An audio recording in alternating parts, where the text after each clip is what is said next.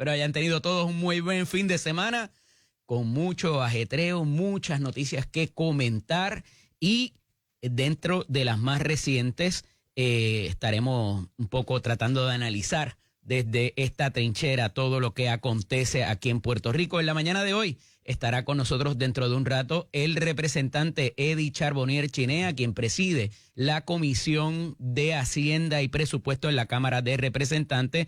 Estará con nosotros también el representante Ramón Torres de la delegación del Partido Popular Democrático en Cámara, y tendremos con nosotros a la buena amiga Keren Riquelme, portavoz del Partido Republicano en Puerto Rico, y mucho que comentar. Y quería comenzar con un reclamo sostenido que lleva a cabo la delegación del Partido Popular Democrático y tiene que ver con la figura del secretario de la Gobernación, Francisco Domenech, y esta delegación insiste en que se clarifique lo que son las finanzas del jefe de gobierno, que como saben es un brazo operativo de la gobernadora y que por cuestión de ley del andamiaje jurídico no está llamado como algún otro secretario o algún otro funcionario de las agencias, no le cubre, ¿verdad?, todo lo que es la ley de ética y otras disposiciones legales. Y en este caso, la delegación del Partido Popular Democrático y su secretario general, el amigo Manuel Calderón Cerame, insisten ayer en una conferencia de prensa sobre la necesidad de ampliar y dar transparencia al proceso de compra y venta de la participación en una empresa de cabildeo del secretario de la Gobernación, Francisco Domenech, a quién le vende, quién compró y cuál es el futuro de este tipo de transacción para propósitos de, como he explicado antes, que en cualquier momento no se vea y no se imposibilite la gestión del secretario de la Gobernación en términos de lidiar y dar instrucciones a los secretarios de agencia, y que con una manera transparente se pueda traer cuán lejos pudiera quedar la figura del secretario de la Gobernación en cuanto a los trámites que puedan ostentar los antiguos clientes del secretario de la Gobernación, y que no se les dé consideraciones especiales o trato preferencial en alguna agencia. No obstante, hay muchos de estos requerimientos que hace la delegación del Partido Popular que no necesariamente los faculta o los autoriza la ley a que así se haga.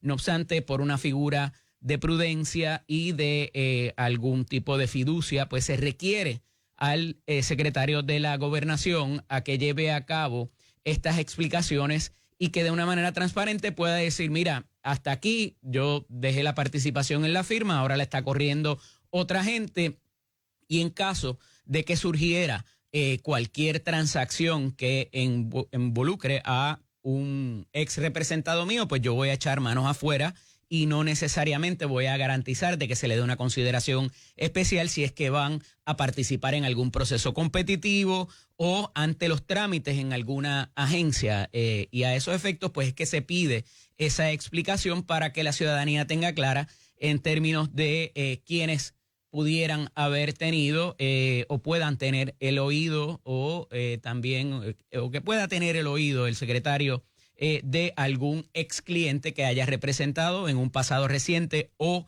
remoto. La realidad al final del día es que no hay una obligación de así hacerlo, pero ante un deber de prudencia, pues se le exige esto al secretario de la Gobernación, que veremos a ver cómo contesta este reclamo y si ya queda del todo claro el que ahora pasa a ser el brazo operativo de la gobernadora Jennifer González, o si por el contrario va a dar cualquier otra explicación que satisfaga no solamente al pueblo, sino a la delegación del Partido Popular. Hay un poco, obviamente, de política aquí envuelta, porque resalta esta delegación del Partido Popular de que ha sido y ha provisto para una lentitud de esta administración que ya cumplió los 50 días, para propósitos de adelantar su política pública, ya sea lo que presentaron en el programa de gobierno o de cualquier otra iniciativa, por los proyectos que han sido presentados, que han sido mínimos, considerando o comparándolos con cualquier otra administración entrante de años recientes, para propósitos de impulsar esa política pública. Sabemos que hay 4 comités de diferentes iniciativas, de las iniciativas importantes de la gobernadora Jennifer González, para propósito de esbozar lo que vaya a incluir en esos proyectos de administración para la reforma contributiva, para la reforma de permisos, para lo que es infraestructura y construcción, así también como para lo que va a ser el sistema eléctrico y la modernización o ampliación del mismo, que tanto se ha hablado en temas recientes y que fue un tema muy importante, no solamente en la elección, sino también en la primaria del Partido Nuevo Progresista, cuando se llevaba a cabo la ofensiva en el poco movimiento o la falta de ejecución de las agencias del Ejecutivo de la administración de Pedro Pierluisi. Y hay sectores de la población, no solamente en la oposición política, que se cuestionan, ¿verdad? ¿Qué está pasando? ¿Por qué no vemos movimiento? ¿Por qué no vemos proyectos? ¿Por qué no vemos directrices con mayor celeridad para propósitos de lo que la gobernadora en campaña resaltaba como funciones esenciales y que se viera movimiento y ejecución en cuanto mínimamente a los fondos de reconstrucción y asegurar que los mismos fuesen utilizados a tiempo, que no se perdiesen? Y a ese respecto, recalcamos también la participación de la gobernadora Jennifer González en reuniones ante la asociación, ¿verdad? O el cónclave que se da de la Asociación de Gobernadores, lo que le llaman la reunión de invierno en la capital federal, y las reuniones que ha conseguido la gobernadora y que ha manifestado luego de ellas también, donde reclama un optimismo en cuanto a que los fondos no se pierdan y cómo se tienen esas conversaciones con los poderes que son en una administración de Donald Trump, que vemos recortando o congelando y, ¿verdad?, trazando lo que va a ser el futuro de la reapropiación de dichos fondos, si es que se da, porque hasta ahora estos han sido de alguna forma solamente anuncios que no necesariamente ya se ha especificado por dónde va a correr la situación. Y se trae también el asunto del estatus dentro de lo que fue el mandato con la elección, ¿verdad? O el plebiscito que se hizo para propósitos de si la estadidad tuvo un reclamo mayoritario o no. Y la gobernadora parece cambiar de estrategia en esa línea con respecto al proyecto que previamente se había presentado con la participación de Alexandria Ocasio-Cortez y también de la congresista Nydia Velázquez, porque evidentemente se ha tenido ya unas pinceladas de por dónde va la Comisión de Recursos Naturales en la Cámara de Representantes, que es la que tiene la jurisdicción directa sobre Puerto Rico en asuntos federales. Y aquí hay dos vertientes, obviamente, y un poco trayendo lo que ha sido la directriz de la gobernadora, no solamente para lo que va a trabajar su oficina, sino también los diferentes secretarios en cuanto a mínimamente educar sobre la condición territorial de Puerto Rico y en la posición casi de indefensión que nos coloca eso cada vez que vamos a solicitar fondos o de algún tipo de participación en lo que se le da a los estados, en el caso de Puerto Rico siendo un territorio. Y a esos efectos, pues la gobernadora va en esas dos vertientes en términos de lo que tiene que ver con el estatus, que reconoce que hay una dificultad por los pronunciamientos que han ocurrido de figuras importantes en esa comisión y a nivel del Congreso Federal y el Senado para estos propósitos, amén de todo lo que se está dando con los diferentes movimientos de lo que es la administración de Donald Trump en la capital federal y a nivel de los estados también. Y hasta ahora, nos dice la gobernadora, todos tranquilos, que todavía no hay un anuncio definitivo, no hay una reapropiación de fondos por parte del Congreso. Y esta parte es importante porque al final del día, como les he dicho sostenidamente, tiene que haber una acción congresional para mover esos dineros que fueron, de alguna manera, enviados, colocados y asignados a diferentes programas y a diferentes iniciativas.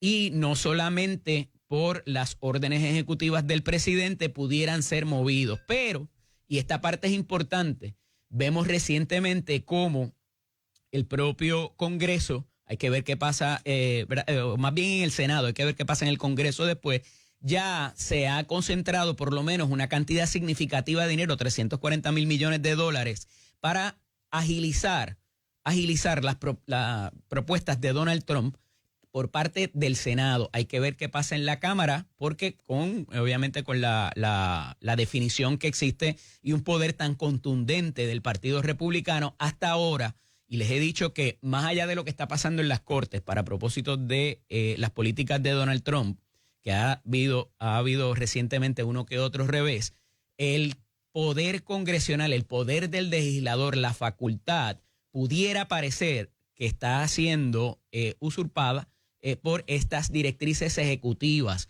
y que hay muchas cosas que le toca al Congreso decidir y legislar para poderlas mover.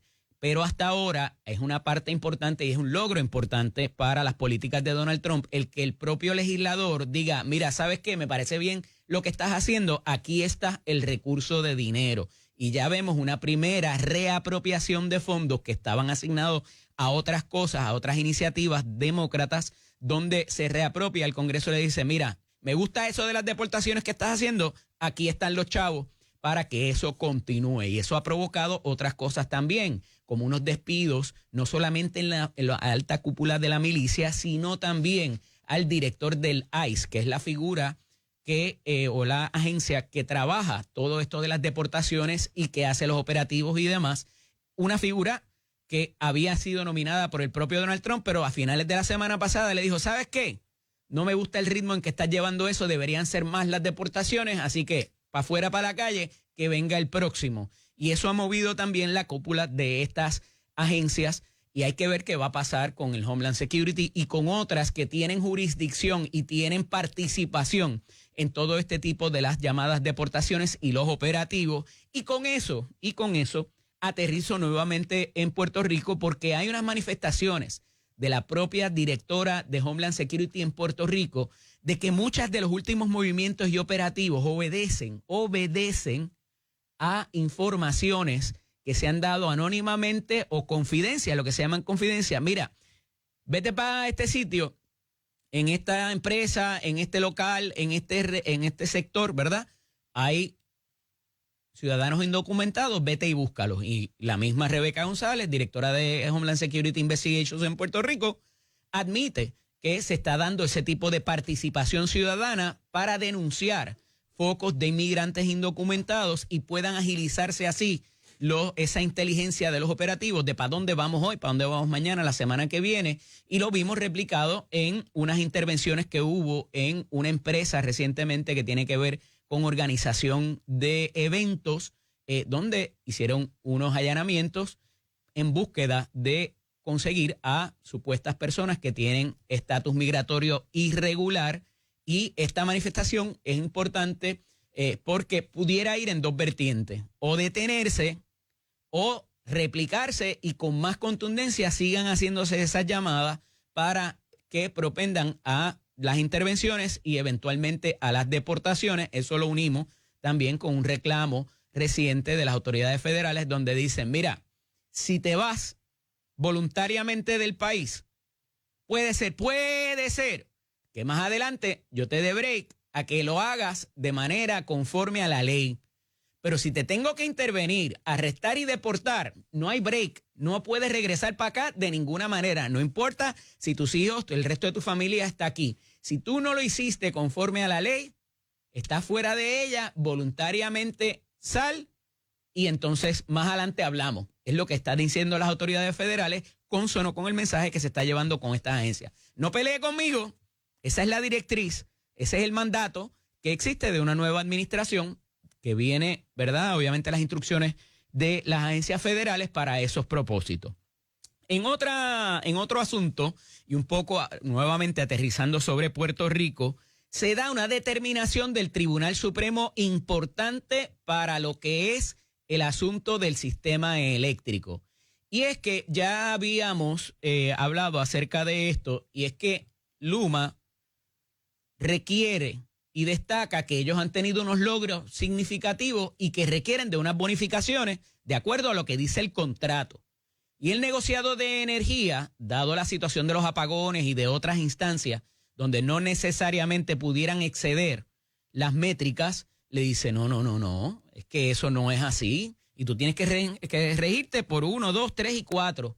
Y Luma ha levantado a nivel del tribunal, ya fueron instancias, ya fueron al apelativo, ya fueron al Supremo. El Supremo no entra como tal en los méritos de lo que está requiriendo Luma, simplemente dice yo no me voy a meter ahí. Y ya había una determinación del tribunal apelativo en términos de que la pretensión de Luma era absurda cuando hay un sistema que ciertamente mucha gente allá afuera reclama que es deficiente y que no es ágil y que no se está haciendo a un costo asequible.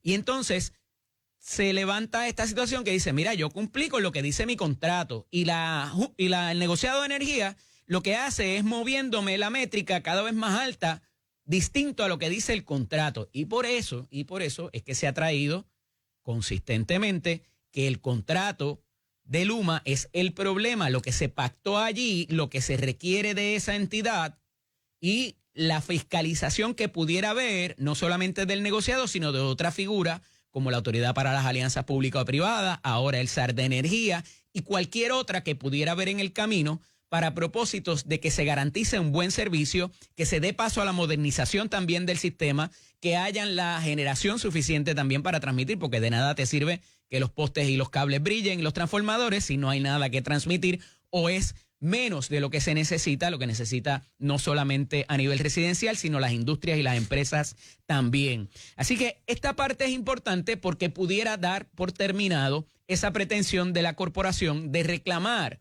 conforme al contrato que tienen firmado que excedieron las métricas que se les impone en términos de muchas otras cosas, del servicio al cliente, del tiempo de respuesta cuando hay cualquier tipo de reclamación y muchas otras cosas que no es necesariamente el famoso índice de los apagones, cuánto duran y en cuánto regresa la luz, que parece ampliarse también. Pero en esa línea y que tiene que ver también con el servicio eléctrico, se trae que ya después de 8 años de no haberse revisado la tarifa básica, esto no tiene que ver con el ajuste por combustible, por la compra de combustible y por otras cosas que están, y usted ve en esas facturas, como lo son, ¿verdad? Este tipo de subvención que se le da a los hoteles, a ciertas industrias, ¿verdad? A personas también en vivienda pública, estas subvenciones que se hacen para propósitos de entender como política pública que debemos darle un break, un tipo de subsidio a este tipo de... Y esto está hecho por ley también, pero eso incide también en la factura. Pero después de 8 años se revisará la tarifa básica que no se había hecho en algún tiempo y casi todo el mundo que tiene vela en este entierro coincide en que a partir de julio habrá un aumento en esa tarifa y lo que es el costo del kilovatio por hora. De nuevo, hay otros cargos en su factura. Si la puede buscar ahora mismo y la ve, va a ver que tiene, ¿verdad?, muchos renglones más allá. Y mucha gente dice, pero si mira, lo que yo gasté por consumo, que es lo que dice aquí, no es ni menos de la mitad de lo que aparece abajo de lo que tengo que pagar. Claro, porque hay unos gastos y unos costos que no necesariamente están reflejados en esa compra básica, en ese consumo básico. Hay otras cosas que inciden. Que todo debe estar incluido dentro de ese consumo para poder entenderlo mejor, quizás. Y sí ha habido unas mejoras en cómo esa composición de esa factura es un poco más entendible. Todavía hay cosas que ni el marciano, que mire, llegó aquí el marciano grande, le podemos explicar de cómo funciona. Y ha tenido sus razones históricas de por qué se hace el cómputo de esa manera para que cualquier persona que pueda tomar la factura entienda, mira, yo estoy pagando esta porción por esta cosa. Yo estoy pagando esta pensión, esta cantidad por esta otra gestión que hace ¿verdad?, la compañía o quien sea, la compra de combustible, todo lo demás. No obstante, si esto se da, los otros cargos no se van a ir. Evidentemente vamos a pagar un poco más. Y para cualquier administración entrante que había insistido tanto en que hubiera un servicio eficiente y de bajo costo para propiciar de que haya desarrollo económico como mínimo, más allá de lo que experimentamos en la casa con los daños de enseres y con todo lo demás, se espera o se ha esperado de que con la entrada de una nueva administración, mire, este es uno de los peores anuncios que puede hacerse para una administración entrante. porque evidentemente el costo de energía no es solamente en las residencias, insisto, sino en las empresas e industria, y nos pone en una situación casi de indefensión de cómo mejoramos eso cuando necesitamos invertir en el propio sistema. Todavía el asunto de la quiebra y cómo se va a repagar esas deudas va a incidir también en la factura, y el costo de subvencionar a los jubilados, que también está flotando por ahí y que va a hacer unos cuantos chavitos que pudieran sumársele a esa factura que usted y yo pagamos. Así que por lo menos a corto plazo parece que no van a haber muy buenas noticias de aquí a julio. ¿Y cuál es el problema con esto? Que como todavía la reforma eléctrica no ha propiciado mínimamente la discusión legislativa que va a necesitar y requerir, se sigue atrasando lo que pudiera considerarse algún alivio. Pudiera pasar lo mismo con la reforma contributiva, y se los he dicho, que por retrasar quizás o porque no esté lista esas guías o esas recomendaciones a la gobernadora para lo que va a ser la política pública, no se pueda poner en vigor o implementar de aquí al año previo a la elección.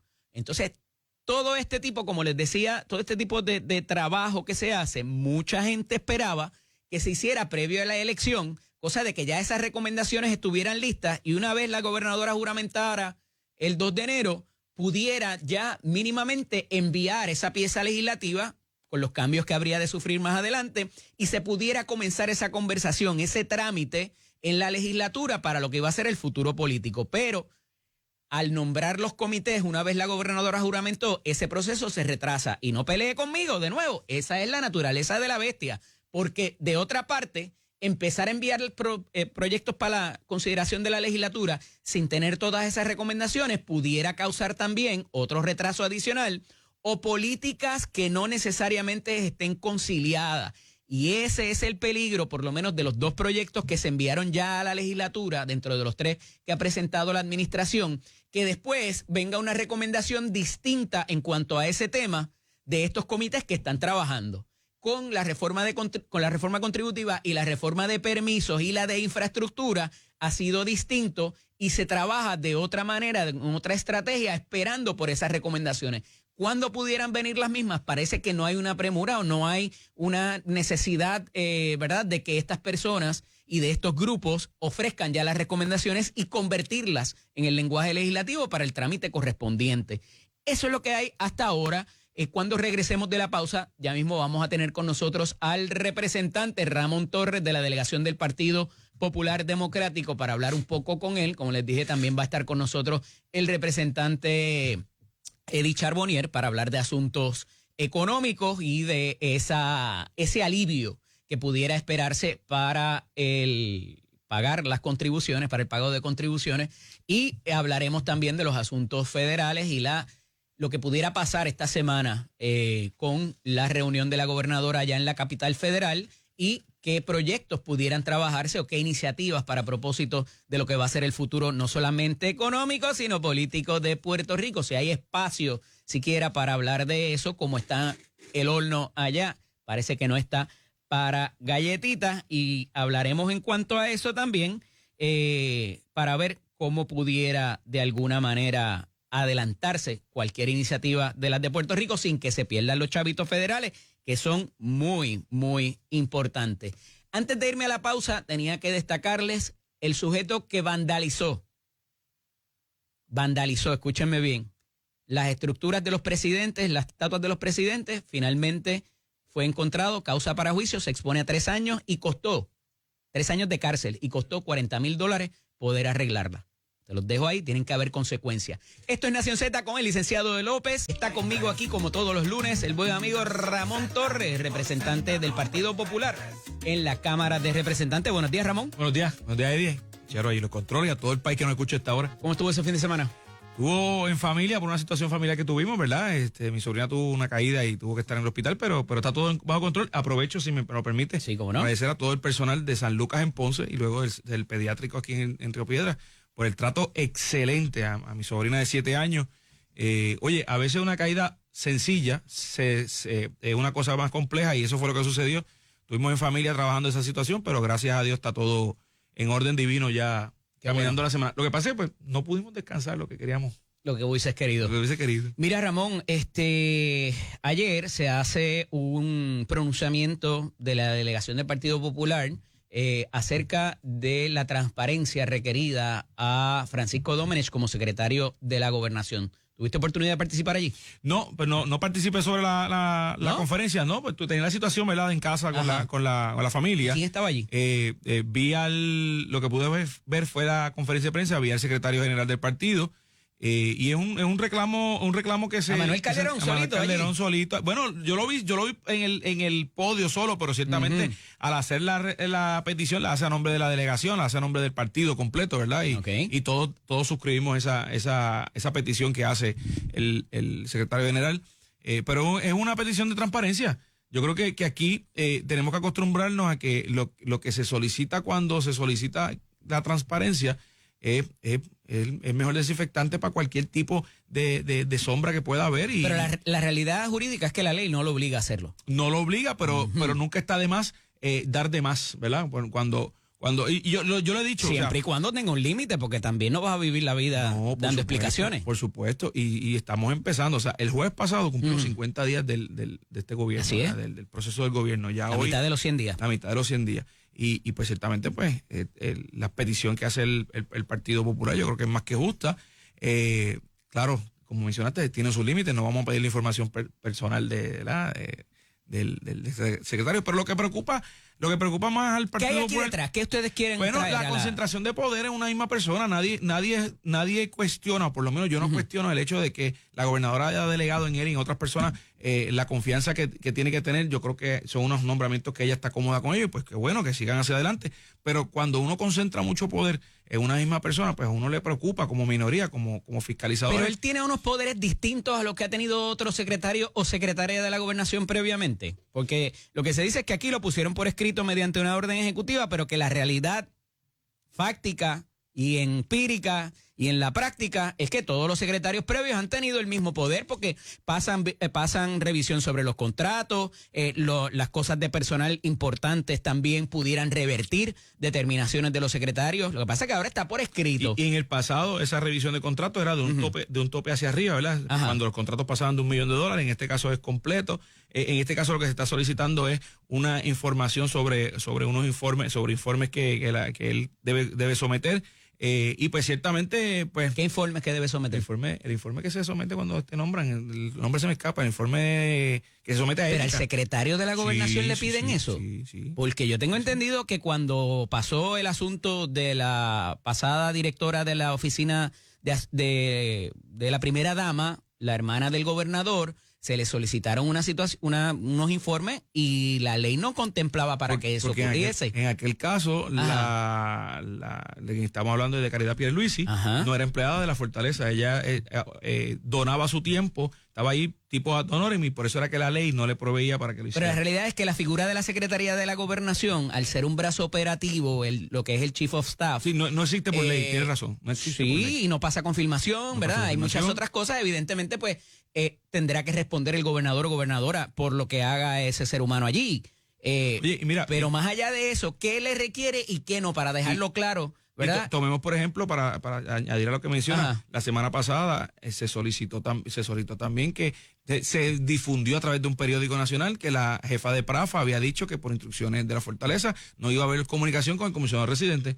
Oye, a mi juicio eso se aclaró, ellos dijeron que eso no era cierto. ¿Quién lo aclaró? Lo aclaró precisamente la Oficina de Comunicaciones de la Fortaleza y la Oficina del Secretario de la Gobernación lo aclaró. Bueno, pero primero de eso hubo un mensaje por las redes sociales del propio comisionado residente. Dijeron esto es fake, nosotros tenemos comunicación. Bueno, para que una hubo noticia... dos cosas que puso fake news, esto no es correcto. Vamos a aclararlo. Para que una noticia sea fake tiene que nacer desde su inicio que sea falsa. Ajá. Esa noticia nace por unos comentarios que hace la propia directora ejecutiva de Prafa a un periódico, a Metro, que la información que ella compartía tenía que consultarla con Fortaleza, cuando la propia ley de Prafa, que es del año 79, me parece que es la 171 de 79, en su inciso 4, artículo 4, inciso H, menciona que tiene que tener total comunicación con el comisionado residente. No es porque lo quiera o no lo quiera Fortaleza. Oye, no estoy hablando de este gobierno, cualquier director de Prafa por disposición de ley, tiene que tener comunicación. Eso no ha ocurrido en el pasado.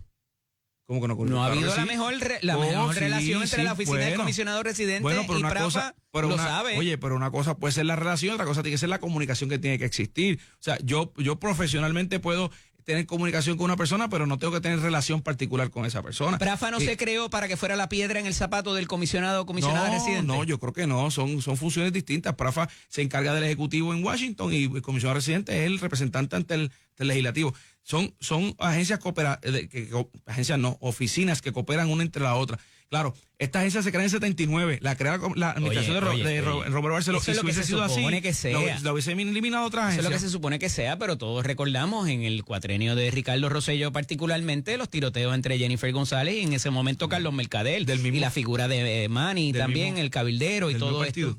Claro, por eso te digo, aún siendo el mismo partido, hemos visto diferencias irreconciliables entre una y la otra. Your Honor. Pero vuelvo y te repito, ha servido como piedra en el zapato del trabajo del comisionado o comisionada residente, ¿sí o no? Bueno, si en otros momentos ha sido así. ¿Por qué habría de ser algo distinto entonces ahora? Bueno, pero allá ellos que en aquel momento del mismo partido estaban peleando entre ellos. En este momento no debe ser así, porque la figura que más votos sacó en la elección, que es Pablo José Hernández Rivera, es la figura que está haciendo el trabajo en Washington, la figura que todos debemos querer, sean populares o no, que nos representen en el Congreso. Y el mismo Pablo José Hernández ha dicho que hay comunicación y que están conciliando las estrategias. ¿O no? ¿Con quién? ¿Con Prafa? Con Prafa, pero claro, bueno, pero estamos hablando. Es que en ese momento quien hace la expresión es la propia directora ejecutiva. Oye, y al final del día, ese mismo día, yo creo que no había llegado al mediodía, ya ese mismo día habían aclarado las noticias, habían dicho no, que eso no es correcto, no por parte de directora de Prafa, sino por parte de Fortaleza. No, eso no es cierto. Pues qué bueno que lo aclararon. Pero fake news no era. Esto, obviamente, el comisionado residente, siendo abiertamente un demócrata, y estuvo conmigo aquí el jueves, perdóname, pudimos hablar un rato, y la directora de Prafa actualmente siendo una, más allá de las colaboradoras más cercanas de Jennifer González en su gestión como comisionada residente, abiertamente republicana. O sea, deberían poder trabajar juntos para lograr cosas para Puerto Rico. ¿Vislumbras de que esa va a ser la línea o por el contrario, siendo Pablo José Hernández un potencial candidato de oposición para la gobernadora en el próximo ciclo electoral, van a ver cómo descarrilan la línea? Bueno, si eso es así, lo que demuestran es que hasta en este momento, iniciando el proceso, iniciando la gestión gubernamental, a 50 y tantos días de ese proceso, ya están pendientes o no tienen miedo a Pablo José. Ahora, de que sea uno republicano y uno demócrata, me parece a mí que más allá de estar encontrados entre ellos, lo que deben es trabajar ambas oficinas dirigidos a que uno pueda trabajar con los demócratas y otros con los republicanos y adelantar lo que es desarrollo económico. Pero hablemos el desarrollo de plata, Ramón, porque si ella viabiliza el trabajo de Pablo José y le pone las estrellitas, está viabilizando el candidato que va a ir contra Jennifer González en la próxima elección, ¿o no? Bueno, si eso lo ves desde el lado político. Si lo vemos del lado gubernamental, no es así. ¿De dónde lo vamos a ver? Esto no es un programa de cocina. Bueno, pero lo que pasa es que... ¿Sabes? No, si fuese cocina no me invitaba. Porque yo cocino malo y difícil. No, y cocinar por radio no. A esta hora de la mañana no puedo hacer un sándwich. Porque ¿qué uno puede hacer? Sí, pero los huevos están caros. Mira, pero políticamente, o sea... Sí, no, políticamente, precisamente, me parece a mí que no le va a facilitar el camino, pero tampoco es ponerle piedras en el camino. ¿Y cómo vislumbras va a correr eso, finalmente? Bueno, con buena comunicación y que al final del día, pues que los temas que los unan puedan... Suenan los violines. Mira, vamos a movernos otras cosas, porque obviamente se ha dicho y se ha sostenido consistentemente de que este gobierno, esta administración va lenta, no se han presentado proyectos de administración, no hay mucho pasando en los cuerpos legislativos. Me decía la semana pasada que en el caso de la Cámara, menos aún... ¿Se ha mejorado? En la semana hubo algo para apretar el paso. ¿Cómo me describes la función del nuevo gobierno a los 50 y pico de días? Bueno, lo que te puedo decir hablar que es dentro de la Cámara de Representantes, las comisiones sí han cogido un poco de tracción, de velocidad. Pues de alguna manera ya están citadas algunas vistas públicas. Dentro de lo que es la administración, solamente ha radicado los mismos 3 proyectos, no hay más ninguno, uno de la Parguera y 2 sobre el proceso de trámite eléctrico de energía. Pero no hay nada más, ahí estamos, los legisladores hemos radicado lo que cada cual ha radicado. Yo por lo menos tengo una vista pública próximamente de un proyecto que radiqué, Y como bien dije, al interior de la Cámara yo creo que sí está trabajando la cosa.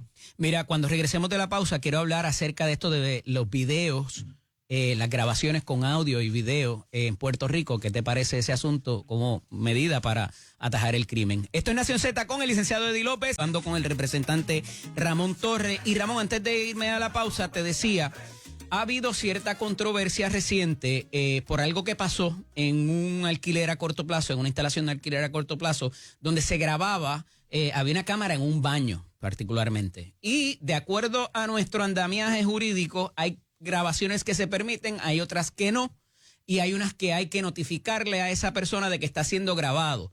Y esto para imágenes. Cuando pasamos al audio, hasta donde yo sé, hasta hoy 24 de febrero de 2025 a las 6:44 de la mañana, no se supone que se grabe audio, así estés en un sitio donde no necesariamente se reconozca el derecho a intimidad constitucionalmente protegido por la libertad de expresión, y mucho menos en cuando estás dentro de un sitio donde te estés quedando. A eso le sumo, para traerlo también a la discusión, lo que ocurrió en Bayamón recientemente, donde hubo un incidente de dos personas que iban en sus vehículos y uno le hace unos disparos a la otra y se propende y se provoca el arresto del que disparó alegadamente por razón de unos videos o unas cámaras de video de grabaciones municipales y otras de negocios. Entonces, esto se ha traído consistentemente de que es una buena herramienta para lograr atajar situaciones en el crimen. Y te doy una adicional. En las urbanizaciones, ahora, cuando tú tienes el teleentry, se está grabando no solamente el video, sino la conversación que tú tienes con ese residente, que es quien te da acceso. Todo eso está enmarcado en el asunto de qué es permitido grabar, en qué sitio y en qué momento, y a quién sí y a quién no le debes dar conocimiento de esto. Explícame esto, explícame al marciano para que lo pueda entender. Hemos tocado muchos temas ahí, yo creo que, bueno, pero mira, todo está... Puerto Rico está prohibido las grabaciones telefónicas por constitución, pero eso es para el gobierno.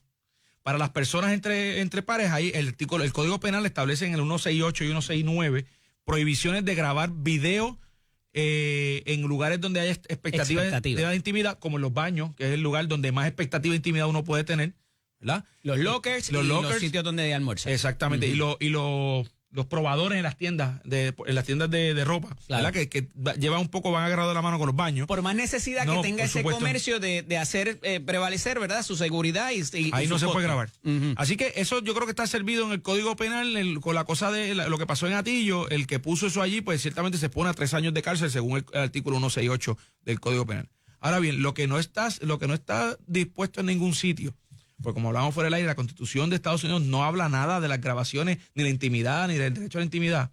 La de Puerto Rico sí, pero solamente con las telefónicas.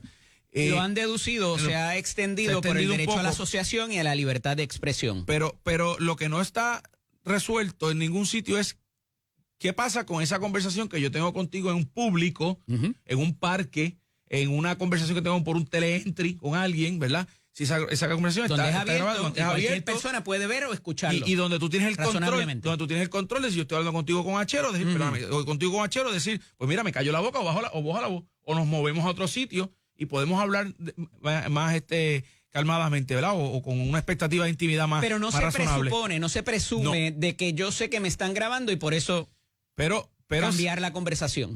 Esa no debe ser el default, ese no debe ser el estado mental inicial de la persona, ¿verdad? Me parecería a mí que en los casos de los teleentry que te están grabando, te lo deben notificar. Esta conversación se puede estar grabando. Notificándolo se podría hacer. Porque una cosa es que me graben mi imagen cuando estoy entrando a una tienda, cuando estoy entrando a cualquier sitio o instalación de gobierno inclusive. Otra muy distinta es que me graben mi voz y la conversación que yo estoy teniendo con ese ¿verdad?, residente persona, que me da acceso. Y mucho más allá, esto pudiera tener otra connotación en términos de que para qué vas a utilizar y cómo se dispone de esa ¿Y evidencia? por cuánto tiempo lo vas a almacenar? ¿Cuánto tiempo lo almacenas? ¿Cómo Y la todos vas los protocolos que requiere. todos los protocolos que requiere. La realidad es que en tiendas por departamento es una cosa, en casas por seguridad pues se podría analizar de otra manera, pero ciertamente el grabar me parecería a mí que requiere legislación, ese tipo de conversación. Pero en ese choque entre la libertad de expresión y el derecho a yo preservar mi propiedad, ¿qué debe, o sea, cuando se dé esa una entre otras? O sea, yo cedo algunas de las libertades civiles para sentirme seguro y poder que los aparatos de ley y orden hagan su trabajo. De tiempo en tiempo las sociedades se ven más flexibilizadas hacia un lado hacia el otro por la situación que está sucediendo en los países. Me parece que en la situación de seguridad que está viviendo Puerto Rico, la sociedad y la propia legislación va a ir buscando el ceder ciertos derechos para que esa discusión por seguridad ahora va para la Cámara. Precisamente lo digo. Y aunque yo no soy miembro de la Comisión de lo Jurídico que va a atender eso, sí soy miembro de la Comisión de Seguridad, que probablemente tenga segunda opinión, segunda instancia en esa situación, y pues por ahí nos iremos. En ese sentido, al final del día, la gente, ¿tú entiendes, si estaría de acuerdo con ceder parte de ese derecho a intimidad para que, bueno, de nuevo, las instituciones de ley y orden puedan hacer su trabajo? ¿Por dónde tú crees que pica ese debate? Yo creo que sí, porque el ciudadano respetuoso de ley y orden no tiene miedo a que lo graben. No tiene miedo a que lo graben. Ese caso que mencionaste de Bayamón, de las detonaciones en la carretera, que posteriormente utilizaron unos videos de municipios, de unos comercios, hay que también recordar que pudiera haber una actividad ilegal ahí. No, pudiera haber una actividad ilegal, pero el vehículo que la persona estaba utilizando, que es un vehículo, no sé si la marca, eléctrico, de una marca bastante famosa, todo el tiempo está grabando, tiene cámaras alrededor y graba todo lo que está pasando. De hecho, la semana pasada hubo un accidente en la Avenida Constitución con uno de esos vehículos que una ciudadana se lo llevó enredado, y porque el vehículo estaba grabando estando detenido es que logran llegar donde la persona que choca y se va a la fuga. Claro, pero una cosa es para la persona que participe en esa actividad ilegal o antijurídica, o lo que se presume pudiera ser, porque yo tengo mis dudas de que esa persona no haya habido un incidente previo que motivó entonces a lo que vimos en las cámaras, pero eso se sabrá más adelante. No obstante, lo que te quiero traer es que si yo estoy participando de una actividad criminal, chévere, pero y el que va pasando alrededor que también está siendo grabado y que está en ley. Precisamente entonces abrimos una discusión nueva en cuanto a que a lo mejor iba con una señora que no era su esposa, entonces, y queda ahí grabado. No solamente eso. Entonces ahora cuando yo me pare en el semáforo y vea uno de esos vehículos, pues no voy a acercarme a él porque no quiero que me grabe. Esos vehículos están en movimiento por ahí y alegadamente, digo, yo no tengo uno, es lo que yo he leído, todo el tiempo están grabando lo que está pasando a su alrededor, y yo quiero que ese vehículo me grabe a mí o me grabe a mi hija, que tiene una expectativa de intimidad mucho mayor que la mía porque es menor de edad. Así que pues, o aquel que va con una compañía que no es la que debe ir, se detiene al lado de un vehículo como este, entonces pues te graba y ya esa persona, o sea, me está notificando que me está grabando. Así que va a abrir una discusión bien interesante que va a terminar con legislación. Y hay buenos argumentos para el lado y para otro. Sí, por supuesto, para todos lados. El sábado se da una vista de nominación y de renominación para algunos jueces, y allí participa el juez Anthony Cuevas Ramos. Y a preguntas de alguien, Oscar Morales, el senador, le dice: mire, usted resolvió muchas controversias de esas electorales en el pasado reciente. ¿Usted estaría disponible para atender la presidencia de la Comisión Estatal de Elecciones? Y él lo que dice es: yo no le rehúyo a ningún reto. Y ciertamente aquí hay mucha cosa que todavía no está decidida. Y si estoy atendiendo una sala tan difícil como la de recursos extraordinarios, pues no lo vería mal. Pero tampoco es que dijo: yo estoy dispdisponible, ¿o sí? Yo lo vi como que la pregunta que se le hace es si estaría disponible. No de esa manera. El juez cándidamente lo que contestó fue que él no le rehuye a ningún reto. En el propio artículo que reseña eso también se habla de retraer a Rosado Colomer, que lo acaban de nominar como juez, y de la posibilidad de enmendar el código para que no necesariamente sea un juez de primera instancia, también abrir a jueces del tribunal apelativo. ¿Debe ser un juez, Ramón, a tu juicio? Es que esta es la primera vez que habla de que es un juez. Digo, eso cambió, eso no era así antes. Eso no era así, nunca había sido así. Lo que pasa es que tradicionalmente había sido un juez, porque la figura del juez, del presidente de la Comisión Estatal de Elecciones, toma decisiones cuando los comisionados no se ponen de acuerdo. Pero, y aquí viene mi issue que consistentemente lo he traído: los jueces, y nada malo con eso, ¿verdad?, no están en el mental set, ¿verdad?, en la línea mental de comunicar. y esa posición requiere que haya una comunicación continua de los retos Constante, y también de los logros. Continua, constante y clara. Y alguien que lo ha podido lograr recientemente desde la judicatura fue Rosado Colomer, que en un momento no hablaba y después entendió la necesidad de eso. Y me parece que en el caso de Jessica Padilla, muchos de sus obstáculos, muchas de las cosas que se le puede señalar es por no haber comunicado. Mira, y me río, ¿verdad? ¿Fuiste comisionado electoral? Me río cuando hace la pregunta porque Ajá. yo estoy seguro que eso va a terminar en los cuerpos legislativos, los comisionados electorales no se van a poner de acuerdo y va a terminar para que nosotros votemos y esa confirmación sí va a la Cámara. Ajá. Y esa confirmación sí el voto de la minoría es importante porque van por nada de dos terceras partes. Ok. O sea, que el PNP solo no pueda confirmar lo que quiero decir.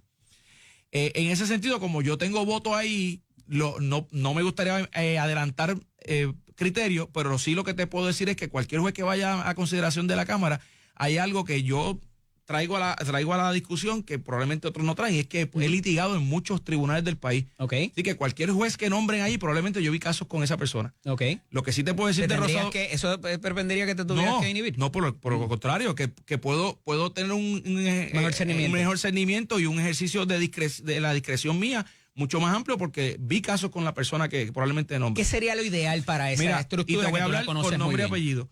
Rosado Colomer, que vi casos con él como juez y que estuve como comisionado cuando él era presidente. Y Anthony Cueva, que vi casos con él y que es mi compañero, tengo que hacer la salvedad, en la Interamericana como profesor a tiempo parcial. Ambos tienen buenas destrezas de comunicación, ambos tienen buen cernimiento al momento de tomar decisiones y lo más importante es que no tienen miedo a tomar decisiones. Si estás de acuerdo conmigo, pues fine. Si no estás de acuerdo, llámame al partido.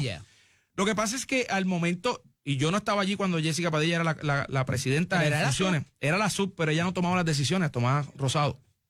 Al final, se dijo mucho que habían decisiones que no se tomó a tiempo. Y eso afectó en muchos procesos de la Comisión de comunicar todo lo de dominio y todo lo demás también era esencial. También. Mira, Ramón, agradecido siempre de que nos acompañes los lunes, que es un día que se recoge mucho y hay mucho de qué hablar, así que súper agradecido. Gracias, el lunes a ti, que viene. Gracias por la oportunidad. Dios mediante. ¿Cuándo? Y conmigo el presidente de la Comisión de Hacienda de la Cámara de Representantes, el representante Eddie Charbonnier y Chinea. Buenos días. Buenos días, ahora me escuchan al tocayo Eddie, al amigo Achero, a todos los que nos sintonizan en la mañana de hoy lunes, comenzando la semana. Agradecido de que estés por acá con nosotros. Sí, comienza siempre el domingo con las conferencias de prensa y toda esa cosa chévere que siempre se da para propósitos políticos. Sí, porque esto no es un programa de cocina, como le decía el representante. Pero podemos hacerlo también. La inventiva del día podemos hacerlo. Tenemos un invitado nuevo. No, este es el marciano. Este es como le explicamos al marciano. Ok. Tú sabes, complicado. Y el mallete que me lo otorgó el señor alcalde de la ciudad capital. Muy bien, muy bien. Que el otro día cuando estuvo aquí en entrevista. Cumplíamos un año ya en esta alianza con Telemundo y Z93, así que me hizo el obsequio y estamos haciendo buen uso del mismo. Ya veo. Representante, esta situación de lo de los diferentes comités trabajando, ¿cuánto pudiera esto retrasar lo que quiera hacer la administración entrante, más allá de las iniciativas de ustedes, para propósito de los proyectos? El más esperado, yo creo que es la cuestión de la reforma contributiva, la cual usted tendrá algo que decir ahí como presidente de esa comisión. Claro, como bien tú mencionas, como parte del proceso, ¿verdad?, de presidir la Comisión de Hacienda, nos toca trabajar todos los asuntos del tema contributivo, incentivos de Puerto Rico, igual que el presupuesto. Que hecho, dicho sea de paso, ya para principios de marzo estaré comenzando las vistas de presupuesto.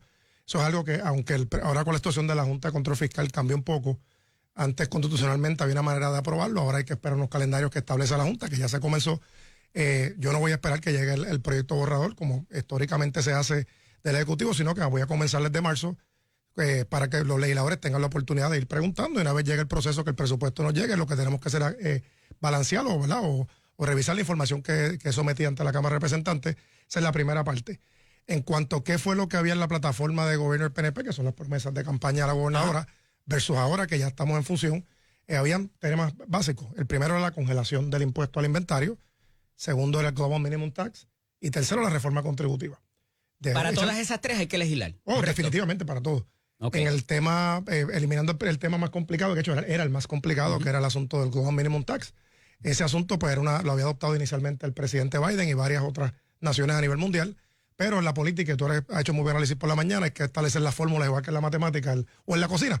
Y ahora hay una fórmula nueva, que es el presidente Donald Trump, que yo creo que no hay que entrar, yo creo que hay un consenso general que es un tipo demasiado complicado, que no necesariamente sigue las guías de lo que es políticamente correcto y que hace literalmente ese mallete que tú tienes lo usa bastante bien. Él no pero tiene, representante, no no sé tiene si problema. coincide conmigo en términos sí. de que hasta ahora lo que hay es una incertidumbre brutal porque no necesariamente esas políticas que se han anunciado desde ese allá es el problema. han ocurrido. Es que eso es lo que voy ahora. Precisamente la preocupación no es tuya. El sector económico en Puerto Rico y a nivel mundial tiene esa preocupación porque en ese caso era una prioridad, se detuvo porque él dijo que no iba a entrar en esta situación de Global Minimum Tax. Sí. Pero vamos a aclarar algo y esto es para los que queremos la estadidad, bueno, y los que no, pues vamos estrictamente a asuntos jurídicos. Fue el Congreso que decidió que Puerto Rico para fines contributivos es foráneo y para otros es doméstico. Eso significa que cada vez que tocas el asunto económico en Washington afectas a Puerto Rico de una manera o de otra. En ese caso, la misión que tiene la gobernadora, que lo ha estado haciendo, de igual forma yo estaré la semana que viene o en los próximos meses junto al secretario de Hacienda tocando puertas en Washington, hay que ir directamente al Tesoro. Y para ver cuál es la política pública que va a establecer el secretario del Tesoro que les federal. digan, mira, por aquí es que va a partir esto, no es como se ha anunciado, es quizás de esta manera distinta. Porque yo no puedo legislar algo que después venga el secretario del Tesoro y nos diga que no, que esa no es la política pública. Y ciertamente el tema que tú traes de incertidumbre lo compartimos todos. Ejemplo, si el presidente Trump le da para adelante o sigue con el asunto de las tarifas, eso pues, los aranceles, ¿verdad? O lo que le llaman tariff en inglés son tariffs. O sea, en español los aranceles le llaman, como él dice, tariff.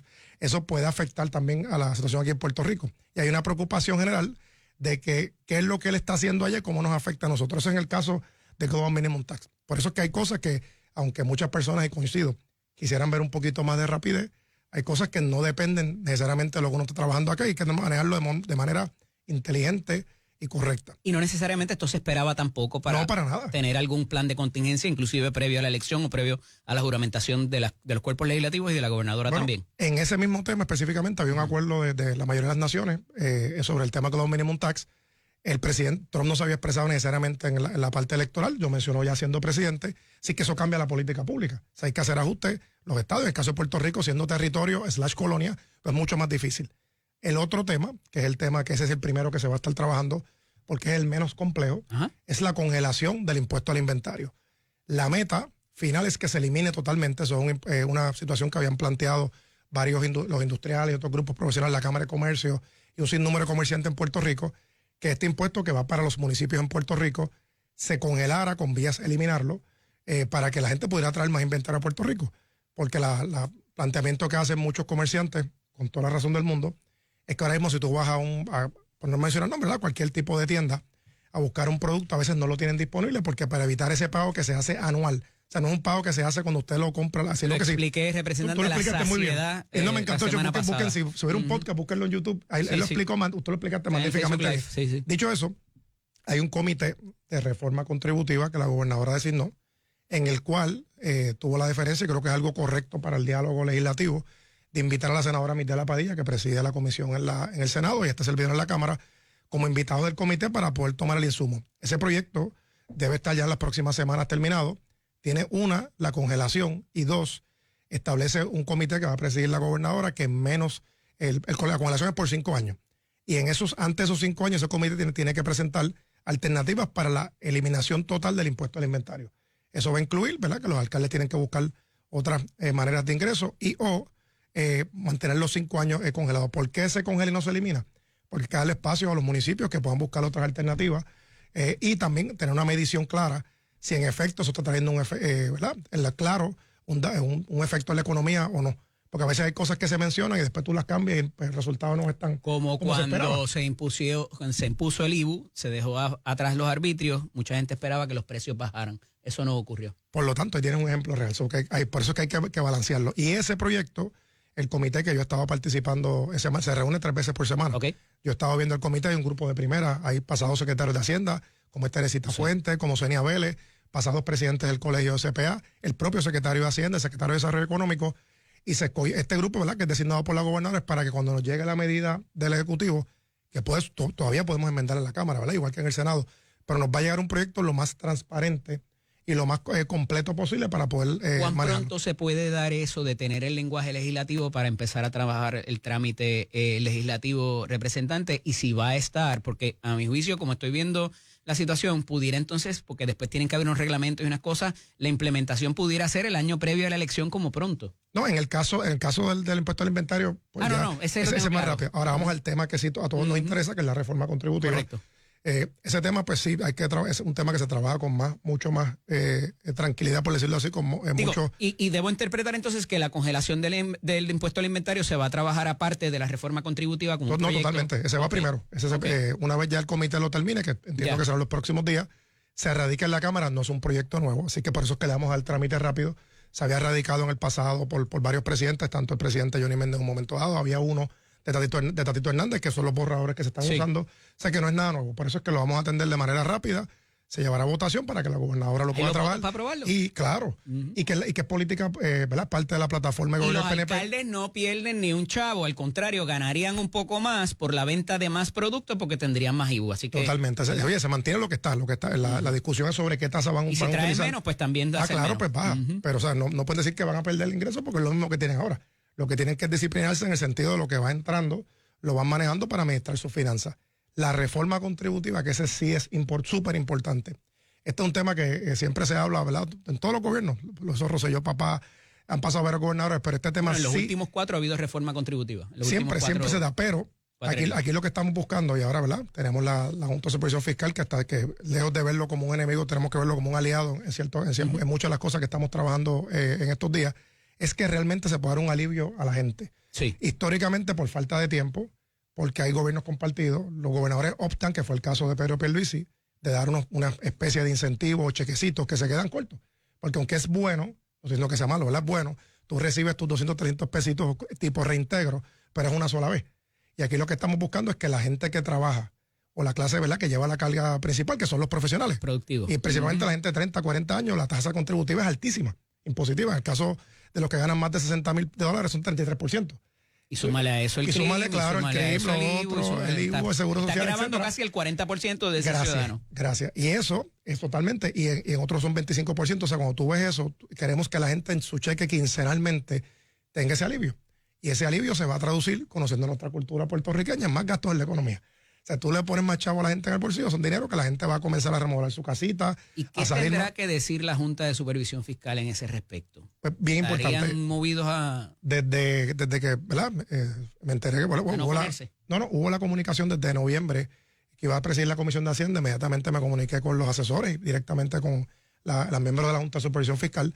Ha habido un diálogo súper productivo. Tan es así que la semana pasada hubo una reunión del caucus completo del PNP en la Junta.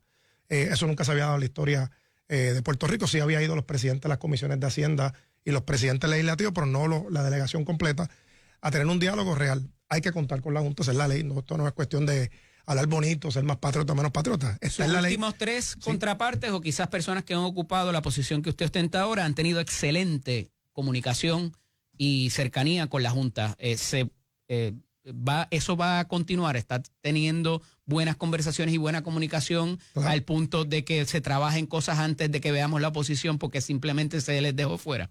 Claro, de hecho, como tú bien tú mencionas, todos los que han presidido la Comisión de Hacienda, hay una buena comunicación de todos. Toñito, Tony Soto, el mismo Jesús Santa, Tatito Hernández, y yo tomé todos sus consejos. Y la realidad es que para tú poder lograr las cosas, luego la ley promesa, tienes que contar con la Junta.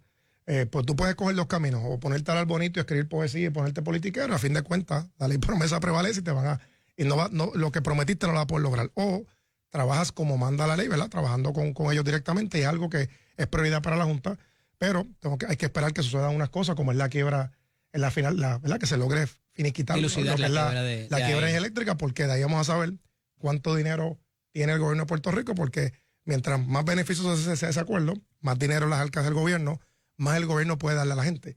Y eso pues tengo que ser bien transparente con ese tema. Claro. Pero ya estamos viendo, ese comité está estableciendo cosas a corto plazo, simplificación. Hoy día es bien complicado, y los ciudadanos que nos escuchan lo saben, llenar las planillas es bien difícil, ¿sabes? Tú tienes que buscar, inclusive hasta profesionales, porque es bien complicado poder llenar la información. Y si tienes que llenar la federal también, Totalmente. Cuando ya, con tanta tecnología, el sentido común, ya el sistema sur lo puede hacer. Se supone que ya tú tengas cosas que tú puedas entrar y solamente sustituir una cosa por la otra. Y eso, mientras más fácil tú le hagas a la gente poder llenar sus contribuciones, más personas van a llegar a radicarle, es más fácil, el gobierno tiene más transparencia. Representante, tenemos el niño símbolo de estas medidas presentadas en la legislatura, donde la Junta de Supervisión se ha opuesto. Recientemente hemos tenido noticias de que promesa no hay break de que se enmiende anytime soon para ponerle controles a la Junta por lo que están gastando. Pero trascendido eso, la medida niño símbolo, esto del retiro incentivado y de los empleados esenciales, y hay una postura donde el director de la Agencia Financiera y Fiscal de Puerto Rico dice, mira, no se contó con nosotros, no se contó con OGP, no se contó con la OPAL, y aquí no hay nada que pueda sostener el análisis de lo que cuesta ese retiro y lo que cuesta reemplazar a ese empleado que ya ha sido dirimido como esencial. Este es el tipo de propuestas que en el pasado nos ha traído problemas en la Junta, y cuando vamos a los tribunales nos cogemos un golpe porque la Junta evidentemente dice, tú no contaste conmigo, no tienes ni tus propios informes de la gente tuya, ¿cómo entonces vamos a echar esto para adelante? Pero hay mucho legislador que se reúne con estos grupos, les vende sueños, se los compran y después vienen las insatisfacciones. Bueno, es un punto bien importante, y esto, mira, como dije ahorita, tú puedes escoger entre irte al camino de la poesía y el más patriota, Ajá. que es bello, ¿verdad? O cumplir las cosas. Hay un asunto sobre la mesa, por eso es que creamos la oficina, para efecto de la gente que nos escucha, la Oficina de Presupuesto de la Asamblea Legislativa, que se creó por una ley el cuatrienio pasado y va a comenzar a trabajar en operación completa en este cuatrienio, es que tú puedas evaluar cuánto cuesta la medida. ¿Y hay nuevo director o directora para ella? Sí, ya, sí. el licenciado Ekrian Martínez, un joven profesional, economista y abogado que trabaja en OGP y en AFAF. Okay. Igual el Senado nominó a su codirector, ¿verdad? De parte del Senado. Yeah. Y se está montando el equipo, que ya ahí está Teresita Fuente como consultora, hay un grupo de personas de primera.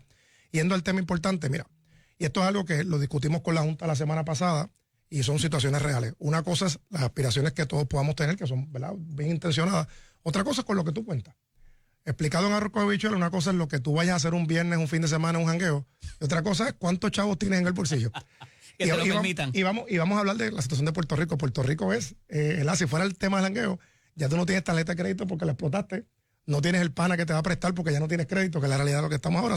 Lo que quiere decir es que lo que tienes en tu bolsillo es lo que vas a trabajar. Y papá y mamá te están mirando lo que gastas. No, es que, y la Junta aquí no es que sea la mala, es que lo que está buscando es que lo que tú tienes en caja es lo que tú puedes hacer. Todo se puede hacer, pero tiene que estar, ¿verdad? Con la información, con el dinero. Uh-huh. En cuanto a las pensiones, y esto te lo digo, yo soy, la forma correcta de trabajarlo es con la reforma contributiva, y le voy a explicar por qué.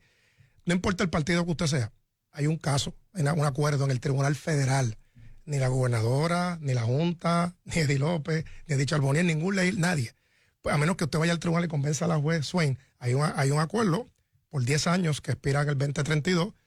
Para eso hay un fondo de pensiones, que el tema de las pensiones, por el momento, no se puede tocar. Eso no es el malo bueno. Yo le hablo a la gente de frente, como es la cosa. Cualquier persona, el que sea, esto no, ¿verdad? Si es que yo asumo la responsabilidad. Sé por dónde va. Y de hecho, yo lo voy a hacer responsablemente. Yo lo que invito es cualquiera, el que sea de mi partido u otro, cuando venga a buscar proyectos, busque los fondos. O sea, dígame, mira, esto lo vamos a hacer así, vamos a aumentar aquí. Y lo vamos a sacar de aquí, de esta partida. Uh-huh. Y así lo podemos hacer. De hecho, si aspiramos a ser estadistas, ¿verdad? Y eso es parte de lo que sucede en Washington. Cuando usted va al Congreso, usted aprueba un proyecto, tiene que tener un informe del CBO, que es el Congressional Budget Office, y dice cuánto cuesta cada cosa. Y esta es la fuente de repago. Y si no tiene fuente de repago, me tienes que decir, como tú hablabas en tu análisis de por la mañana, bueno, yo voy a invitar a comer al Achero, pero entonces no le quito el almuerzo a Eddie López. Correcto. Porque son 20 pesos, o sea, no puede hacer más nada, ¿verdad? Así se fuera el número. Así que, primero, ese caso está en los tribunales, se ha explicado a la sociedad. Trabajar esos asuntos, tengo que decir que, ¿verdad?, tienen que ser un poquito más, y que me caiga, ¿verdad?, voy a ser bien transparente con esto, ser un poquito más sinceros con este tema. Ahora bien, si identificamos los fondos de otra partida, claro que se puede trabajar, pero hay un acuerdo. ¿Cuál es la manera correcta? Eso es lo que yo invito, que todos, ¿verdad?, enfoquemos los cañones, ¿verdad?, o toda la mente de poder trabajar este asunto, es con la reforma contributiva. Sí, si tú le bajas las contribuciones a las personas, sí, tú puedes aumentar un poquito, ¿verdad?, que los pensionados y todo recibamos más dinero en nuestro bolsillo. Pero hablar de proyectos de cambiar pensiones... Pero el pensionado no tiene que rendir por no, el pensionado, income, ¿verdad? Sí, pero le va a llegar, a todos le llega, a todo el mundo le va a llegar más dinero a su casa. Por lo tanto, va a tener mejor calidad de vida. Y hay una forma, con esa reforma, que tú puedes trabajar con la Junta de cómo lograr ciertos ajustes y unas cositas, que hay que trabajar la palabra técnica, ¿verdad?, que podamos ayudar a los pensionados. Pero hablar de aquí al 2030, por lo menos hasta el 2032, eso no lo digo yo, está en el tribunal. Si usted quiere cambiar eso, tiene que convencer a la juez especial de un tribunal de quiebra para Puerto Rico. No se puede trabajar por legislación. Representante, ahorita hablábamos acerca de las gestiones para las vistas de presupuesto. ¿Se ha hecho algún cernimiento, quizás sea temprano para hacerlo, de acuerdo a los programas que trabaja como el Departamento de la Familia, el Departamento de Educación, donde estos fondos pudieran estar en precario ante esta incertidumbre, fondos federales, debo decir, de programas que se vayan a afectar en el presupuesto consolidado, lo que se llama, que es más allá de lo que se le otorga del dinero de nosotros de las contribuciones, los dineros que vienen de programas federales, y que eso vaya a crear algún disloque en esos servicios que ofrecen las dependencias gubernamentales? ¿Ya ha habido alguna identificación de eso? Parecería que tú tuviste la reunión con la Junta la semana pasada. Okay. Hay algo, yo sé que el tema es un poquito lento, ¿verdad? Pero sí. Una de las cosas, puede afectar comedores, transportación, claro, qué sé yo. Una de las cosas que se estaba trabajando, además de la reforma, y eso en conversación con la Junta, de los dineros que están, ¿verdad? Reservados para el pago de la deuda, etcétera, es poder identificar partidas para si sucede algo. Recuerda que Trump es imprevisible.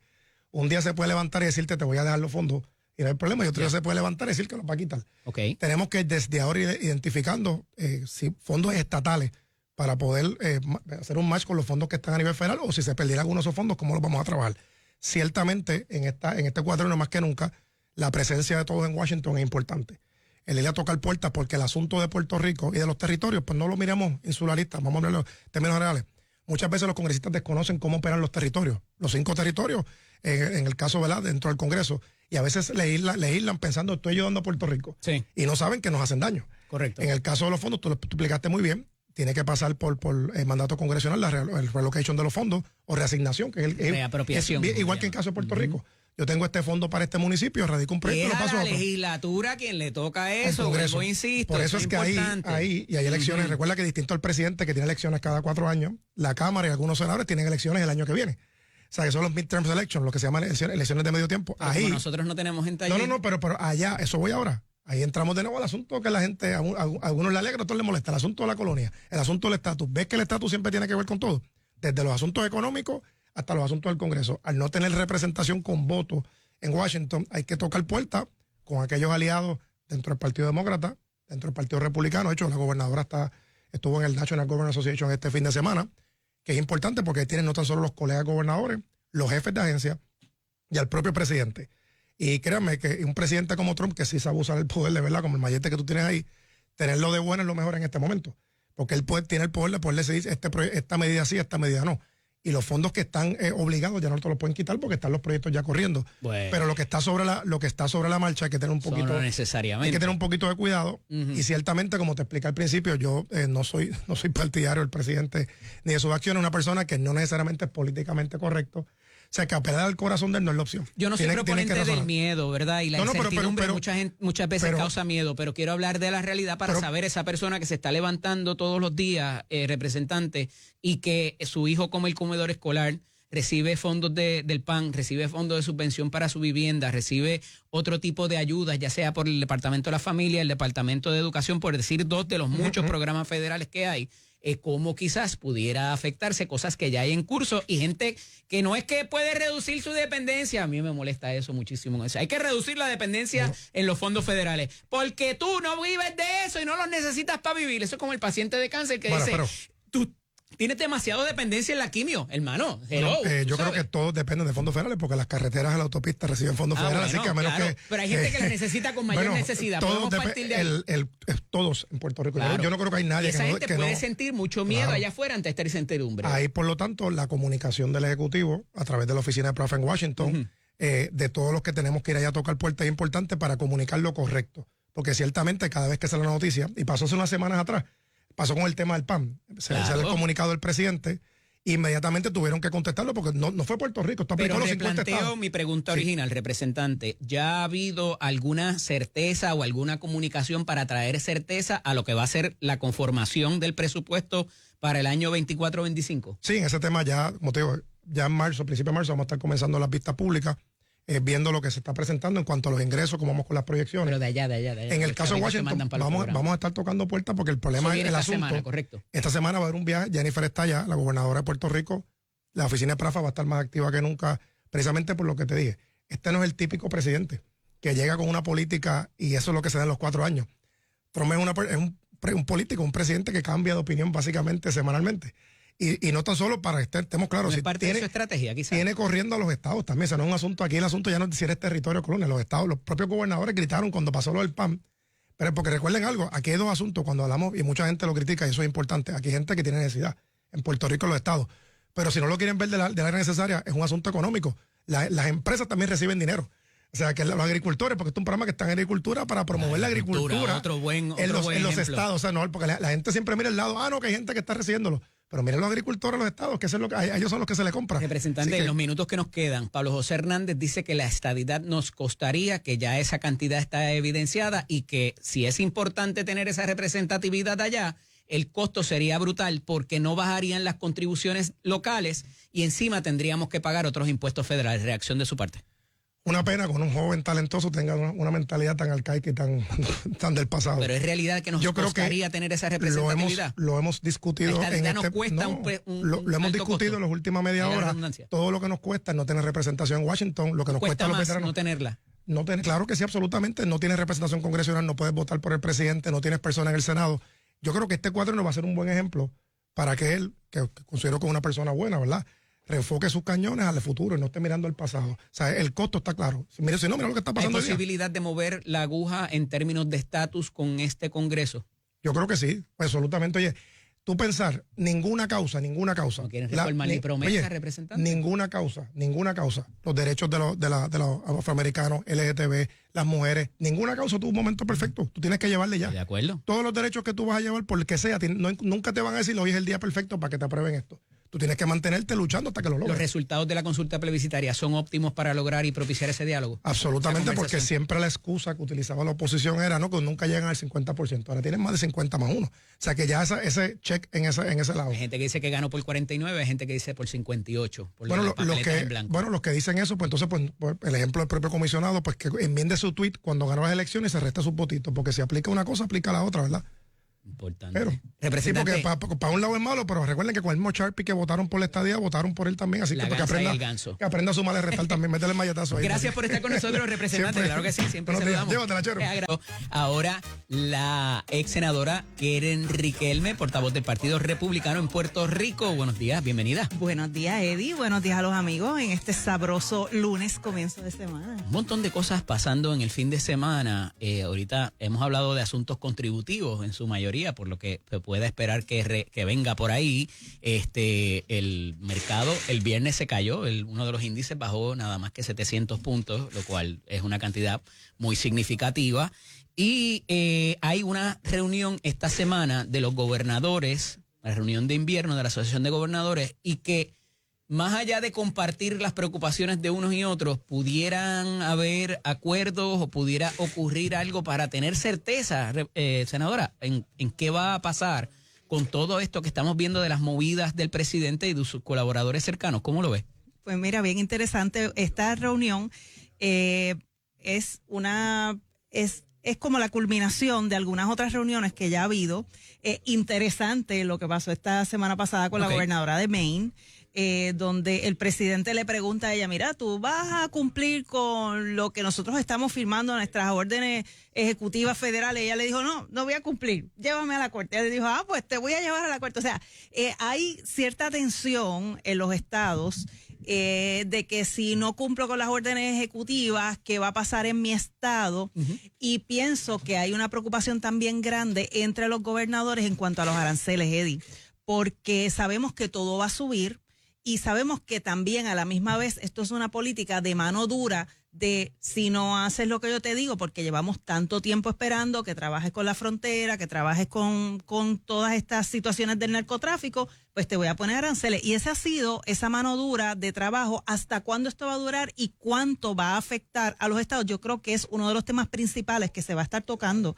Y cuánto los gobernadores de cada estado van a decirse, es levantar las manos y decir, ok, nos vamos a alinear con la política federal, o simplemente, como dicen algunos estados, dice, mira, yo no me quiero alinear, no me envíen los chavitos federales, pero hay estados que podrían sobrevivir eso. Yo creo que el estado de Maine no podría sobrevivir, Maine es bastante pequeño. Histórica y legendariamente, el Partido Republicano ha corrido bajo una vertiente que es, yo creo que, buscamos los últimos 20 presidentes republicanos y todos hablan de tax cuts, de reforma fiscal y de reducir impuestos.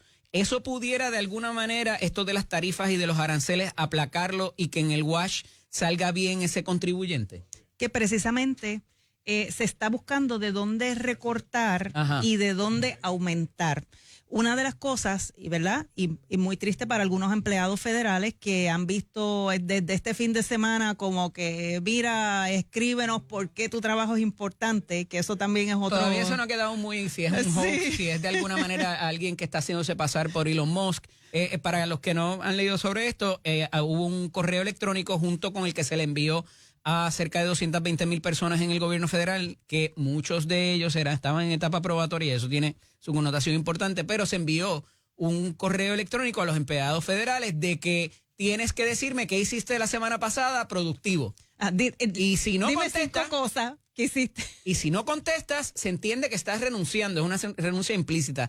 Eso ha creado porque no ha sido corroborado de que haya ocurrido, y han salido jefes de agencia a decir no contestes eso porque no me parece que sea de una fuente oficial y que es alguien por hacer daño. Eso es lo que está pasando esta semana.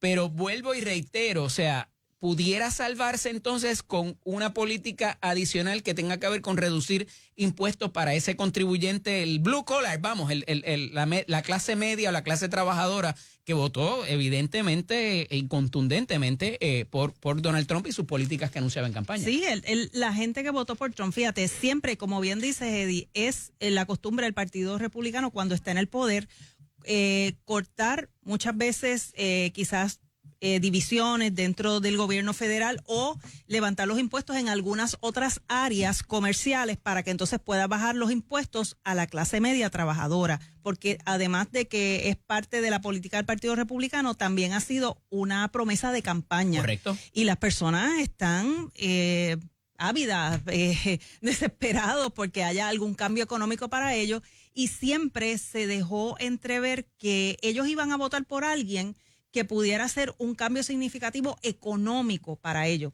Lo que tenemos que ver es, ¿verdad?, cómo los estados van a trabajar con los aranceles por un lado, las ayudas que le puedan dar al otro, ¿verdad? Sus vas a pagar constituyentes, más en los muebles que compras, en los carros que compras y cualquier otro producto, la ropa y todo lo demás, pero vas a tener una reducción significativa en tus impuestos. ¿Eso pudiera volar? Eso pudiera ser, y hay que ver si al final del día esa reducción en los impuestos, que yo entiendo que sí, ¿verdad? Porque esto no está hecho fórmulas creadas en la nada. O sea, son fórmulas que están probadas, donde aunque yo te aumente un lado, cuando yo te baje los impuestos, como quiera, vas a tener unas ganancias significativas.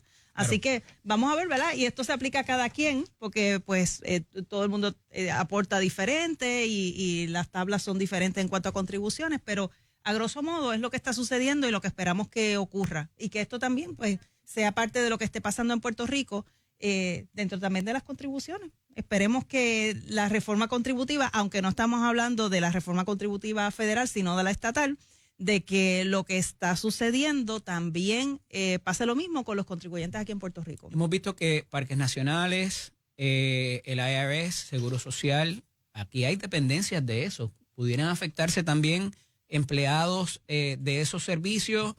Son todos contratados por la última administración de Biden-Harris. ¿Por dónde pudiera repuntar eso en Puerto Rico, senadora, a su juicio? Bueno, yo entiendo que las agencias federales que están aquí presentes son agencias en su mayoría de servicios directos a la ciudadanía. Cuando son de servicios directos, el gobierno federal ha dicho no vamos a tocar servicios directos a menos, ¿verdad?, que sea, por ejemplo, personas que están en probatoria y que no puedan probar que su trabajo es esencial. Claro. Así que entiendo yo que los que están aquí en Puerto Rico son prácticamente todos servicios directos. Son trabajos esenciales, porque cuando tú estableces aquí una agencia federal es porque tienes un trabajo esencial que no puedes ir a buscarlo allá a Washington, tiene que estar aquí. Yo entiendo que aquí no se debe afectar la mayoría de los empleados, puede ser uno que otro, porque, ¿verdad?, eso no lo sabemos, pero yo entiendo que en su mayoría no deben afectarse aquí en Puerto Rico. Hay un debido proceso, ni tan siquiera te ofrecen relocalizarte o ponerte en otra posición, y eso yo creo que va a tener su consecuencia legal y que la ha previsto inclusive los colaboradores de Donald Trump. Pero veremos a ver por dónde parte eso. Quiero irme un poco más internacional todavía porque hay sucesos ocurriendo entre Ucrania y Rusia, Franja de Gaza y otros adicionales también que parece que los colaboradores del presidente también están obteniendo una serie de resultados allá. Así que regresamos en breve para hablar sobre eso aquí en Nación Z con el licenciado Eddie López a través de Telemundo y Z93. Y Z93 me acompaña la senadora Keren Riquelme. Y dejamos un asunto en el tintero, Keren, porque la realidad es que se están consiguiendo cosas allá en las fronteras, más allá de las fronteras de los Estados Unidos, y tienen que ver con acuerdos significativos mínimamente en la finalización de conflictos bélicos. Vemos inclusive al presidente de Ucrania diciendo, mira, yo hago un step down, yo renuncio a la presidencia. Si esto va a provocar el que termine el conflicto y que la OTAN me defienda, que ese es un paso importante y formar parte de la OTAN, yo me quito y renuncio. Y entonces, obviamente, hay dos colaboradores muy cercanos, el secretario de Estado y también el de Seguridad Nacional, que están logrando estas conversaciones más allá de lo que les está anunciando Donald Trump a los diferentes países. Cuéntame. Interesante lo que está pasando. Hace ya como unos 10 días que el secretario de Estado viajó a Arabia Saudita y se reunió allí con los delegados de Rusia. Pero ¿quién fue el gran ausente? Zelensky fue el gran ausente, el presidente de Ucrania fue el gran ausente. Y él incluso acusó a Estados Unidos y a Rusia de estar haciendo negociaciones a nombre de él sin él estar presente. Y él dijo que él no se iba a doblar a ninguna negociación y tenemos que tener también en la mirilla de que el presidente Trump había dicho, yo voy a resolver este asunto de la guerra en cuanto, yo juramente, de hecho, él había dicho como en 24 horas, ¿verdad? Pero era algo, pues, en realidad era como un idealismo, porque 24 horas nadie resuelve un asunto que lleva ya meses largos. Sí, ya esto lleva años y de verdad que ha ido escalando y escalando. Y lo menos que podemos mencionar es que un país en guerra, millones de personas que se han ido de Ucrania, sin contar con los daños estructurales, por ejemplo, Chernobyl, que fue bombardeado y dice, no hay liqueo radioactivo. Sí, eso está por verse. Eso por decir, y sin hablar de todas las muertes que ha habido, que es lo más terrible, de personas, ciudadanos comunes y corrientes que no tenían nada que ver en la guerra. Ahora, Zelensky dijo, no, conmigo no cuenten, yo no voy a hacer negociaciones, y ya estamos viendo durante este fin de semana que él dice, y es que él está viendo que ya se está llegando al final del camino y como que no hay más oportunidades para seguir defendiendo si no tiene la OTAN, que porque sabemos que esto es uno de los desacuerdos que ha habido, o sea, si Ucrania entra en la OTAN, Estados Unidos también que se retira, o sea, hay una olla hirviendo en esa área del mundo. Importante para que termine la guerra. Una semana o dos, o un fin de semana. Y mira, ya llevamos casi 4 años. Sí, pero yo entiendo que si Zelensky por lo menos ahora ha levantado una banderita blanca y ha dicho, yo no estoy de acuerdo con lo que ustedes han hablado, pero estoy dispuesto a retirarme, a renunciar y que la OTAN nos defienda. O sea, al menos estamos viendo una puerta abierta para que la guerra termine. Y esos son indicios, eso es lo que nos llega a nosotros, pero esos son indicios que hay conversaciones que se están dando y que ya se está llegando a un punto medio, y esperemos todos, porque aunque eso está bien lejos de aquí de Puerto Rico, eso repercute aquí también en nosotros en la isla. Porque recuerda que también hubo un costo bastante elevado de ayuda ayuda bélica, de componente bélico que se le está enviando por la administración de Biden allá a Ucrania para, ¿verdad? Y que ahora, viendo quizás otra dinámica que se da entre el presidente Putin y el presidente Trump, evidentemente no va a haber quizás ese vaqueo tan fundamental, en buen español puertorriqueño, de Ucrania. Y en el caso de la Franja de Gaza, estamos viendo como Hamas, que son, ¿verdad? Hamas es bastante fundamentalista y no cree en nadie, y mucho menos mucho en la diplomacia, está devolviendo los rehenes y ahí es contrario. Ahí dice, si no te alineas, entonces los que te vamos a meter mano somos nosotros. Sí, directamente. De hecho, Al costo que sea. Al costo que sea. Ha dicho que quiere incluso convertirlo en un territorio estadounidense. O sea, ha habido unas muchas... pillitas allí de lo más chévere. Importante lo que pasó este fin de semana o esta semana pasada, y muy triste que devolvieron los cuerpos de 2 niños, de su mamá y de un anciano. Se los devuelven a Israel, pero ¿qué es lo que hace Hamás cuando devuelve estos cuerpos? Es que hace una fiesta mediática con esto, con algo que es tan sagrado y algo que es tan íntimo y tan sentimental para la familia y para la nación de Israel completa. Y entonces Israel dice, si tú vas a estar haciendo propaganda y haciendo fiesta con los cuerpos de los rehenes que tú diste muerte, yo no te voy a liberar los 400 prisioneros que tengo. Y ahora mismo se ha detenido las negociaciones del alto al fuego hasta que no haya una nueva negociación sobre la negociación de que ellos no van a estar haciendo esto con los cuerpos de las víctimas de estos rehenes. Pero qué importante que dices eso, porque, y es la parte importante que me parece súper importante, no solamente para la diplomacia, valga la redundancia, sino para la política, porque una cosa es lo que tú anuncias acá en América y otra la que las conversaciones que se están dando, y lo vimos en Latinoamérica con Colombia, Panamá y con México recientemente. Entonces, no necesariamente lo que se anuncia desde Estados Unidos es lo que va a pasar. Yo te anuncio esto para intimidarte y después va otros colaboradores míos y pactan contigo. Esto es como un baile, porque es que la política en realidad es un arte. Porque nosotros generalmente aquí en Puerto Rico, que nos gusta tantísimo la política, la vemos como política partidista, pero cuando tú llevas la política a nivel internacional y a lo que está pasando dentro de las administraciones, es un baile. O sea, yo te provoco porque sé que de aquí a 2 pasos más adelante tú vas a caer rendido. Lo que pasó con Colombia, o sea, te digo, pues te pongo aranceles. Lo que pasa con México, pues también te pongo aranceles. Y todo el mundo este tipo de ha política cedido. y este tipo de negociaciones a que Estados Unidos pudiera ser blanco de ataques, ya sea terroristas o de algún otro tipo, por molestia de cómo se está conduciendo la política internacional, a tu juicio. No lo dudes, Eddie. Y yo voy quizás un poquito más allá. Yo lo que veo también en Europa, que no hemos hablado de Europa Occidental, pero yo lo que estoy viendo es que hay un giro dentro de lo que es la ideología de una extrema izquierda, pasó a ser algo de centro izquierda y ahora está en la derecha.